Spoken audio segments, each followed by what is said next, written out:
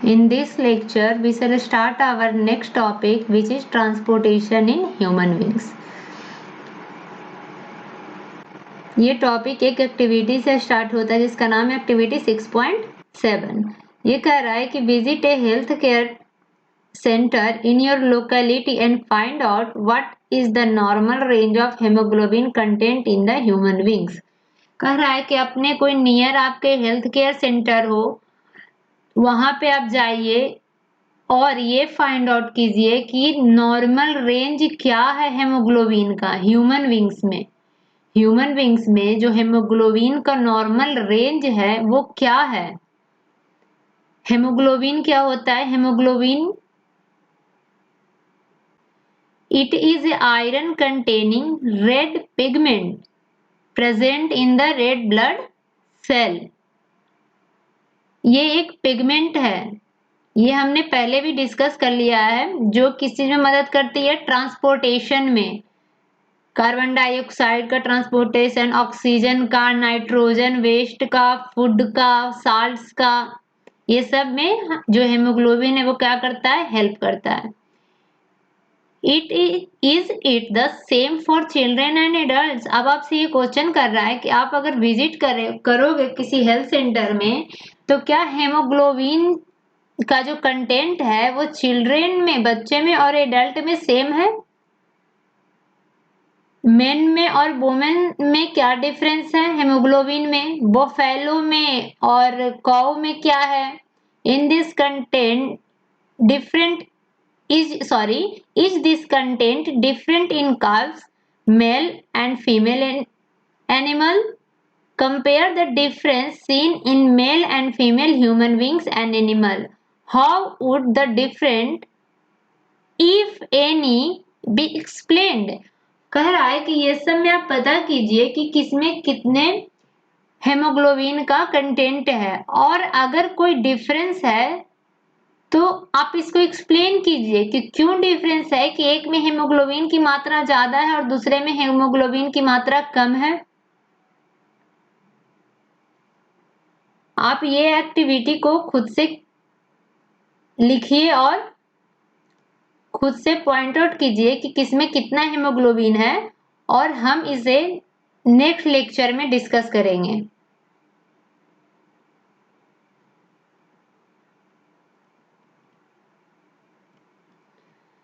We have seen in previous section that blood transports food, oxygen and waste materials in our body. कह रहा है कि blood है जो क्या क्या ट्रांसपोर्ट करता है? फूड, ऑक्सीजन, वेस्ट मटेरियल्स हमारे शरीर में, in our bodies. In class 9th हम लोग 9th में ये पढ़ा है about blood being a fluid connective tissue. Blood कैसा है? एक फ्लूइड कनेक्टिव टिश्यू है, ये हमेशा याद रहना चाहिए। Blood is a fluid connective tissue. Blood में क्या क्या होता है? ब्लड में एक फ्लूइड मीडियम होता है जिसको हम क्या कहते हैं? प्लाज्मा कहते हैं। सबसे पहले ब्लड में क्या होता है? Plasma, in which the cells are suspended. अब कौन कौन से सेल्स होते हैं ब्लड में? Red blood cell, white blood cell, platelets, ये सब हमारे ब्लड्स में होते हैं। और ये कहाँ सस्पेंडेड होते हैं? प्लाज्मा में। प्लाज्मा प्लाज्मा एक फ्लूइड सबस्टांस है जहां की ये सब तैरते रहते हैं। सी जैसे कि ये ब्लड वेसल्स है, ओके। अब इसमें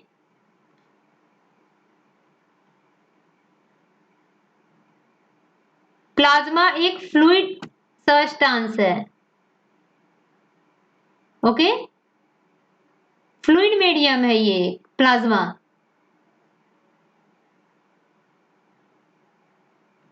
और इसमें सेल सस्पेंडेड होता है। मान लो ये आरबीसी है, कोई डब्ल्यूबीसी है, प्लेटलेट्स है, ये सब सेल इसमें सस्पेंडेड रहता है। सस्पेंडेड इन द फॉर्म तैरते रहता है वो।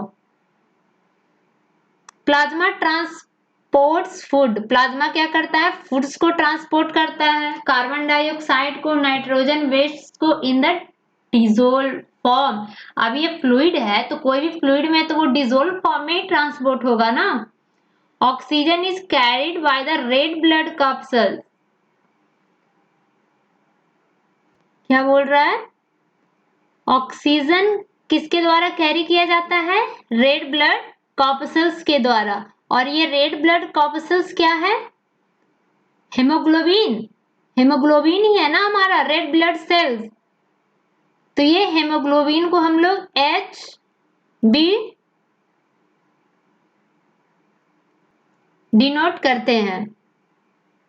मेनी अदर सबस्टांस, इसमें और भी अदर सबस्टांसेस जैसे सॉल्ट्स हो गया and other are also transported by the blood. We thus need a pumping organ. ये पंपिंग ऑर्गन की अब हमें जरूरत है to push blood around the body, ताकि हमारे शरीर में ब्लड जा सके। इसके लिए हमें किस चीज की जरूरत है? पंपिंग ऑर्गन्स, जो क्या करेगा? पुश करेगा ब्लड को around the body. A network of tubes to reach all the tissues and a system in place to ensure that this network can be repaired if damaged। कह रहा है और एक network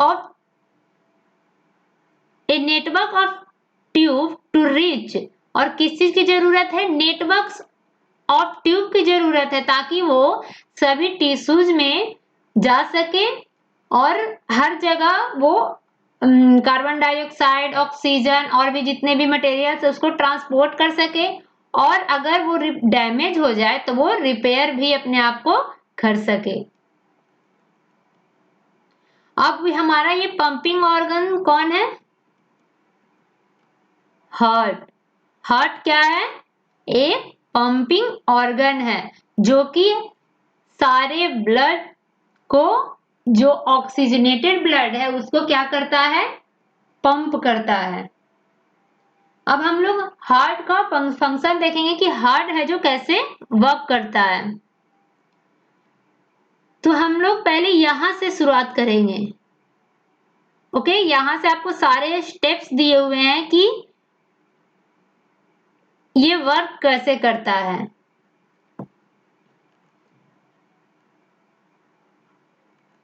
our pump the heart. We can follow this process step by step। अब हम लोग ये step by step process है, जैसे जैसे ये स्टेप बाय स्टेप हो रहा है वैसे वैसे आपको याद कर लेना है। जैसे देखो, oxygen rich blood from the lungs come to the thin walled upper chamber of the heart on the left atrium. Simple, जो ऑक्सीजनेटेड ब्लड है, अच्छा ऑक्सीजनेटेड ब्लड कहां से आएगा? लंग्स से आएगा। हमने पहले ही डिस्कस कर लिया है कि ऑक्सीजन, जो डीऑक्सीजनेटेड ब्लड है वो एल्वियोलाई के पास जाता है, वहां से वो ऑक्सीजनेटेड होता है। तो ऑक्सीजनेटेड ब्लड, मान लो कि यहां पर लंग्स है, ओके। अब मान लो यहां से ऑक्सीजनेटेड ब्लड कहां कैसे आएगा? ब्लड वेसल्स के थ्रू आएगा ना। तो यहां से ऑक्सीजनेटेड ब्लड आ रहा है। अब देखो यहां पर, देखो क्या बोल रहा है? ऑक्सीजनेटेड ब्लड कहां जा रहा है? लेफ्ट आर्ट्रियम में। याद कर लेना है बिल्कुल, लेफ्ट आर्ट्रियम। तो ये क्या है? हमारा लेफ्ट आर्ट्रियम है ये। तो देखो यहां पर कौन सा वेन है? Pulmonary veins. ये भी बहुत इंपॉर्टेंट है, पल्मोनरी वेन्स। तो ऑक्सीजनेटेड ब्लड पल्मोनरी वेन्स के थ्रू कहां आ रहा है? Left atrium. First point, left atrium में आ रहा है। The left atrium relaxes when it is collecting this blood. क्या कह रहा है? लेफ्ट आर्ट्रियम रिलैक्सेस, जब उसमें ब्लड आ जाएगा तो वो क्या हो जाएगा? रिलैक्स हो जाएगा। आप एज्यूम करो कि जैसे आप वाटर बलून में, कोई बलून में जब आप वाटर भरते हो तो वो क्या हो जाता है? रिलैक्स हो जाता है। लेकिन अब उसको दबाओ, हाथ में लेकर के आप स्क्वीज करो तो क्या होगा? पानी पूरा फोर्स से निकलेगा ना ऊपर से। तो हार्ट भी ऐसे ही फंक्शन करता है। जब आपका ये वाला पोर्शन में ब्लड आ जाता है तो ये क्या हो जाता है, एक्सपैंड करता है। लेकिन जैसे ही कॉन्ट्रैक्ट करता है, कॉन्ट्रैक्ट मतलब स्क्वीज है ना, सिकुड़ना, तो जब कॉन्ट्रैक्ट करेगा तो जैसे आप बैलून को दबाओगे तो क्या होगा, पानी निकल जाएगा ना। तो जैसे ही ये कॉन्ट्रैक्ट करता है, ब्लड कहाँ भाग आ जाता है, लेफ्ट वेंट्रिकल्स में। तो वही कह रहा है यहाँ पे, व्हेन इट देन कॉन्ट्रैक्ट, ये क्या करता है, लेफ्ट आर्टरियम कॉन्ट्रैक्ट करता है, while the next chamber the left ventricle relax। तो जब ये कॉन्ट्रैक्ट करके ब्लड यहाँ आ जाएगा तो ये क्या हो जाएगा, ये रिलैक्स हो जाएगा ना।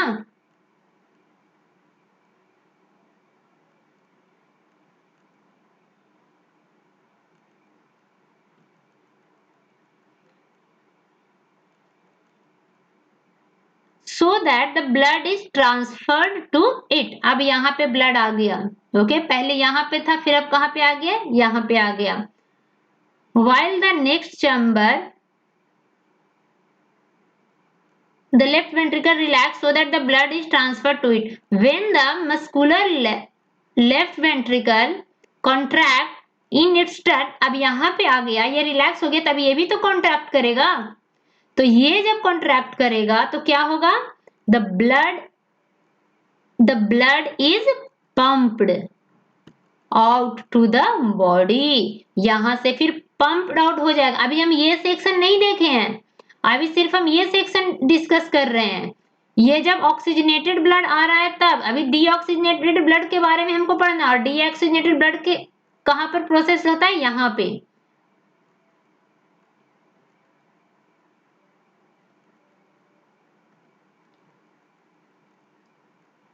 और ये पंप्ड कहां से होता है, ऑटा से।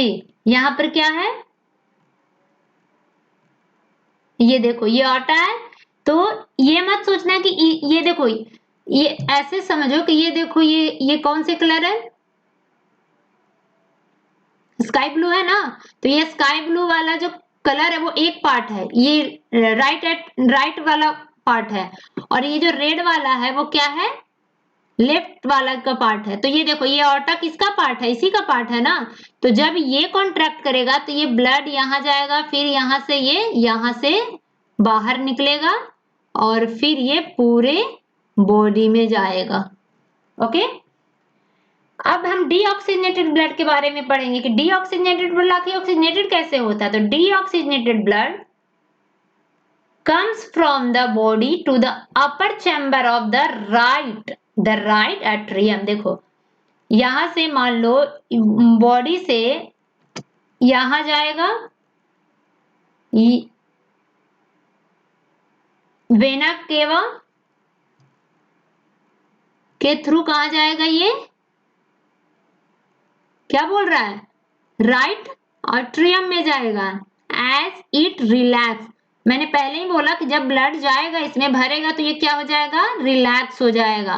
फिर क्या होगा, ये कॉन्ट्रैक्ट करेगा और ब्लड कहाँ जाएगा, राइट वेंट्रिकल्स में। Okay, as the right atrium contracts the corresponding lower chamber, the right ventricles dilate।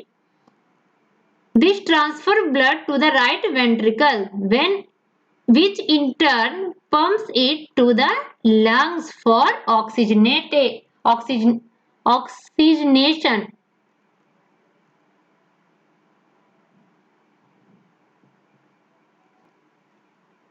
तो क्या होगा, यहां से जब ये कॉन्ट्रैक्ट करेगा तो ब्लड यहां से बाहर निकलेगा पल्मोनरी आर्टरी के थ्रू, और कहा जाएगा, लंग्स के पास जाएगा। ये कहा जाएगा, फिर ये निकल के लंग्स के पास जाएगा। ये लंग्स के पास आ गया डीऑक्सीजनेटेड ब्लड, यहां पर ये एल्वियोलाई में ऑक्सीजनेटेड होगा, और फिर देखो कहां आ गया ऑक्सीजनेटेड ब्लड, लेफ्ट आर्ट्रियम में। तो ये वाला साइकिल हम लोग पहले पढ़ लिए थे, और ये वाला साइकिल डिस्कस करना था। अब हो गया, पूरा पता चल गया कैसे है जो डीऑक्सीजनेटेड ब्लड ऑक्सीजनेटेड होता है और कैसे वो हमारे सारे शरीर में ट्रांसपोर्ट होता है।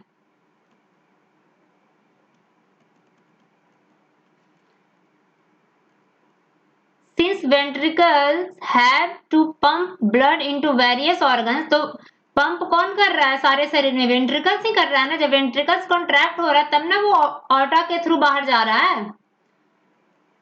दे हैव थिकर, तो उसके पास कैसा मसल्स होता है? थिक मसल्स होता है। Then the atria do, atria के मुकाबले उसका थिकर मसल होता है। वाल्व्स भी होता है जो इंश्योर करता है that blood do not flow backward. अब क्या होगा कि क्वेश्चन आपको आ सकता है, what is the function of valves in the heart? Heart में जो हमारा हार्ट सिस्टम है उसमें जो वाल्व्स का क्या फंक्शन होता है?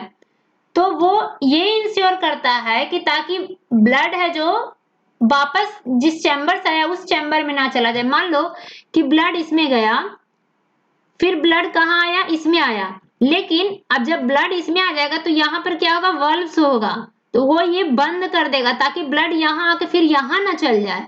ओके, तो ये वाल्व इंश्योर क्या करता है? The valves ensure that blood does not flow backwards, ये पीछे की ओर बैकवर्ड्स फ्लो ना करे blood. Backwards when the artery और वेंट्रिकल कॉन्ट्रैक्ट, जब मान लो ये कॉन्ट्रैक्ट करेगा तो ये भी हो सकता है ना कि इसमें चला जाए, इसमें जाने की वजह, तो ये वाल्व्स है जो यहाँ पर क्लोज कर देता है, जैसे गेट बंद कर देता है यहाँ पर, ताकि ये जो ब्लड है वो यहाँ से जाकर लंग्स में जाए, लंग्स में प्यूरिफाई हो और फिर पल्मोनरी वेन के थ्रू यहाँ जाए, फिर ये अपना फंक्शन करे। यहाँ पर दो चीज याद रखना है कि हम लोग आगे पढ़ेंगे कि जो हमारा आर्ट्रिया है वो क्या करता है? ऑक्सीजनेटेड ब्लड ट्रांसपोर्ट करता है, और जो हमारा वेन्स है वो डीऑक्सीजनेटेड ब्लड ट्रांसपोर्ट करता है। लेकिन यहाँ पे फंक्शन उल्टा होता है। यहाँ पर देखो ये पल्मोनरी वेन है, हम लोग क्या क्या मैंने बताया? वेन, जो वेन्स है वो डीऑक्सीजनेटेड ब्लड ट्रांसपोर्ट करता है, लेकिन यहाँ पर जो ब्लड आ रहा है वेन्स में वो कैसा था? ऑक्सीजनेटेड था ना। तो यहाँ पर फंक्शन उल्टा होता है। और देखो यहाँ से डीऑक्सीजनेटेड ब्लड लंग्स में जाता है, तो ये देखो ये आर्टरी उसको ले जा रहा है, तो यहाँ पे आर्टरी और वेन्स का फंक्शन क्या होता है? उल्टा हो जाता है। और ये हम लोग आर्टरी और वेन्स आगे वाले पोर्शन में पढ़ेंगे। अब ये पूरा आपका जो मैंने बताया वही सब, ये डायग्रामेटिक व्यू है, सिस्टमेटिक रिप्रेजेंटेशन है transport and exchange of oxygen and carbon dioxide. जैसे देखो यहाँ से वेन ले जा रहा है डीऑक्सीजनेटेड ब्लड को, यहाँ पहले राइट एट्रियम में गया, फिर राइट वेंट्रिकल्स में गया, फिर देखो यहाँ से निकल के लंग्स में जा रहा है, लंग्स में ये प्यूरिफाई हुआ, फिर यहाँ गया, फिर यहाँ से देखो, फिर यहाँ से निकल के ये पूरे शरीर में जा रहा है। ओके, अच्छा हम लोग ने ऊपर वाला डिस्कस नहीं किया है। अब हम लोग पढ़ेंगे हार्ट। हार्ट क्या है? Heart is a muscular organ. Heart क्या है? एक मस्कुलर ऑर्गन है। Heart is a muscular organ which is as big as our fist. जितना कि हमारा मुट्ठी बड़ा है उतना ही ये भी बड़ा होता है। Because both oxygen and carbon dioxide have to be transported by the blood. यहाँ से क्या हो रहा है? कार्बन डाइऑक्साइड, ब्लड से कार्बन डाइऑक्साइड भी और ऑक्सीजन भी ट्रांसपोर्ट होता है। The heart has different chamber. देखो यहाँ से क्या आ रहा था? डीऑक्सीजनेटेड ब्लड आ रहा था ना, तो यही कह रहा है इसके पास ये चैम्बर है। देखो यहाँ से ये रोक देता है ताकि ये जो डीऑक्सीजनेटेड ब्लड है ये ऑक्सीजनेटेड ब्लड के साथ ना मिल जाए, तो इसीलिए ये चैम्बर होते हैं इसमें। टू प्रिवेंट, चैम्बर क्यों होते हैं? To prevent the oxygen rich blood from mixing with the blood containing carbon dioxide. The carbon dioxide rich blood has to reach the lungs for the carbon dioxide to, same वही है, आप लोग पढ़ लेना इसे।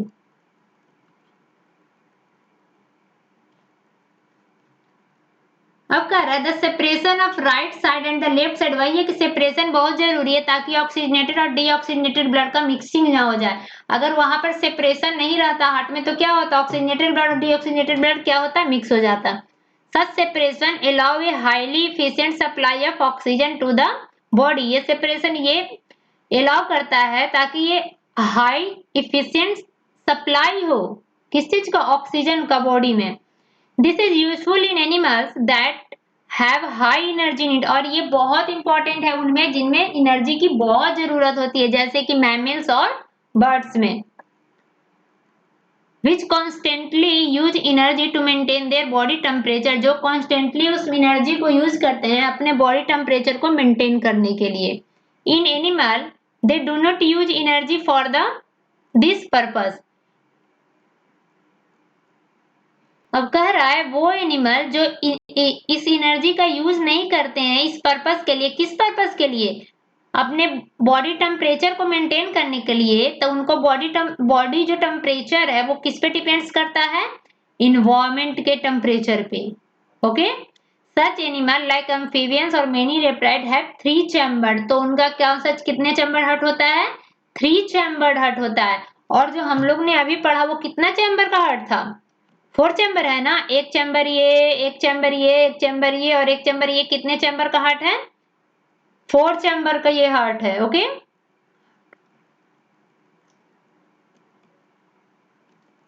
एंड टॉलरेट, और ये tolerate कर लेते हैं कुछ मिक्सिंग को, और हम लोग है जो टॉलरेट नहीं कर सकते हैं।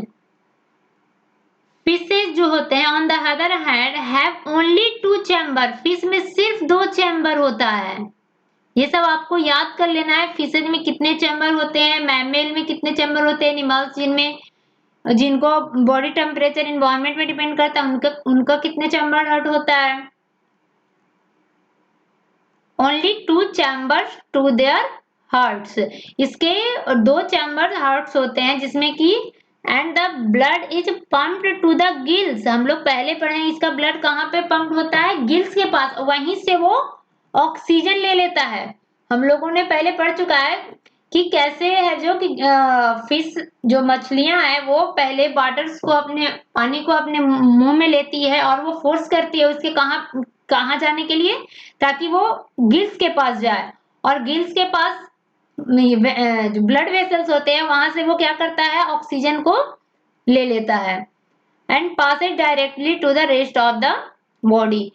Thus, blood goes only once through the heart in the fish during one cycle। इसलिए सिर्फ एक ही बार ब्लड हार्ट्स में जाता है। जैसे हम लोग में 2 बार जा रहा है ना, हम लोग में कितने बार जा रहा है? देखो, एक बार पहले जा रहा है, फिर निकल रहा है, फिर लंग्स के पास जाता है, फिर आता है, तो ये 2 बार जाता है ना। फिश में एक ही बार जाता है। ऑन द अदर हैंड, और दूसरी तरफ अगर हम देखें तो it goes through the heart twice during each cycle in other vertebrates. और दूसरे वर्टिब्रेट्स में हम देखें तो ये 2 बार जाता है। This is known as double circulation. तो आपको याद कर लेना होगा व्हाट इज डबल सर्कुलेशन। अब ये है कि ब्लड प्रेशर कैसे नापा जाता। ब्लड प्रेशर है क्या? ये कुछ नहीं है, ये फोर्स है जो कि ब्लड एग्जर्ट करता है। कहाँ? वॉल्स पे। जैसे देखो, मान लो यहाँ से ब्लड फ्लो कर रहा है तो ये प्रेशर देगा ना कुछ, तो ये प्रेशर जो देता है वेसल्स पे उसी को हम क्या कहते हैं? ब्लड प्रेशर कहते हैं। और ये कॉन्ट्रैक्शन और रिलैक्शन पे डिपेंड करता है। हम लोग पहले पढ़े ना, जो ब्लड कॉन्ट्रैक्ट करता है फिर रिलैक्स करता है, पंपिंग में जब रिलैक्स होता है, तो यही कह रहा है this pressure is much greater in arteries than in the veins. हमने पहले पढ़ा कि प्रेशर आर्टरीज में ज्यादा होता है ना, क्योंकि वहीं से तो पूरे शरीर में वो ब्लड फिर ट्रांसपोर्ट होता है। The pressure of blood inside the artery during ventricular systole, जो कि कॉन्ट्रैक्शन होता है उसको हम लोग सिस्टोलिक प्रेशर कहते हैं। और जो and pressure in the artery, artery में ही प्रेशर ड्यूरिंग वेंट्रिकुलर डायस्टोल, जिसको रिलैक्सन कहते हैं उसको डायस्टोलिक प्रेशर कहते हैं। नॉर्मल सिस्टोलिक प्रेशर है होता है 120 mm और डायस्टोलिक प्रेशर क्या होता है? 80 mm। ब्लड प्रेशर जिस इंस्ट्रूमेंट के द्वारा मेजर किया जाता है उसको क्या कहते हैं? स्पेग्मोमैनोमीटर कहते हैं। High blood pressure is also called hypertension and caused by the constriction of the arterioles। और ये arterioles जो होते हैं उसके कॉन्ट्रैक्शन के कारण हमारा ब्लड प्रेशर बहुत ज्यादा तेज होता है जिसके कारण क्या होता है, हाइपरटेंशन भी होता है, which result in increased resistance to blood flow। और ये कॉन्स्ट्रिक्ट कर जाता है, मान लो कि ब्लड वेसल्स नैरो हो जाएगा तो क्या होगा, कंस्ट्रिक्ट हो जाएगा, तो इसमें फ्लो ज्यादा हो जाएगा और ये हाई प्रेशर क्रिएट करेगा और ये इंक्रीज करेगा रेसिस्टेंस को भी। It can lead to the rupture of the artery and internal bleeding, और जिसके कारण रप्चर भी हो सकता है और इंटरनल ब्लीडिंग भी हो सकता है। अब हम लोग नेक्स्ट लेक्चर में हम लोग ये देखेंगे आर्टरी इन वेन्स के बारे में और ट्रांसपोर्टेशन इन प्लांट्स।